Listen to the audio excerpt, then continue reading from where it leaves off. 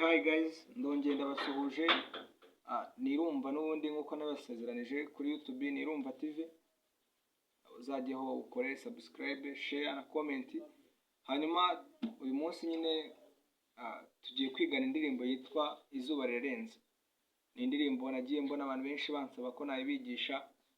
Uyu munsi rero tugiye kuyigana mu buryo bworoshye. Ni indirimbo yoroshye, niba usanzwe umenyereye gucuranga indirimbo zoroheje ndatekereza itari buze kukugora. So rero uraza ugafata iri note riri hano rya ra, warangiza ugakubita rimwe, ugafunga, ukongera ugakubita, ugahita holding. Ni muri buno buryo. Aka ni akambere. Uraza ukubite gutya, ufashe, ufunge, wongere ukubite, wite uholding.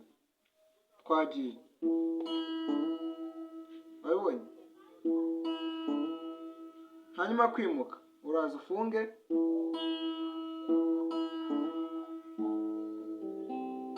wite ukina noneho ra yuzuye, urakikubita gutya,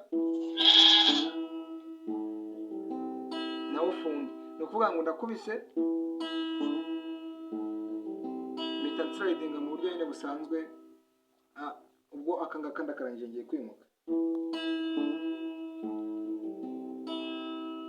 Noneho iyo ugiye kwimuka ntabwo uhita uza gutya, ahubwo uragira gutya.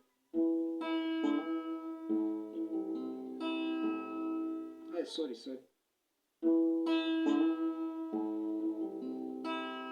Uhita usubira kuri ra, ukubite wa murya, ufunge, ugaruke kuri do. Ufate muri do, ufate na la mineri, urekuye, uhita ugaruka gutya. Twagiye. Ngiye guhera ku kambere mbitwarire icyarimwe.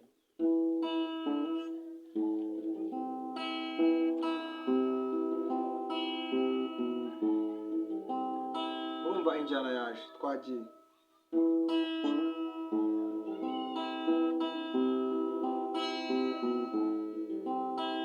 Ndizera mwabibonye. Hirya noneho wacuranga indirimbo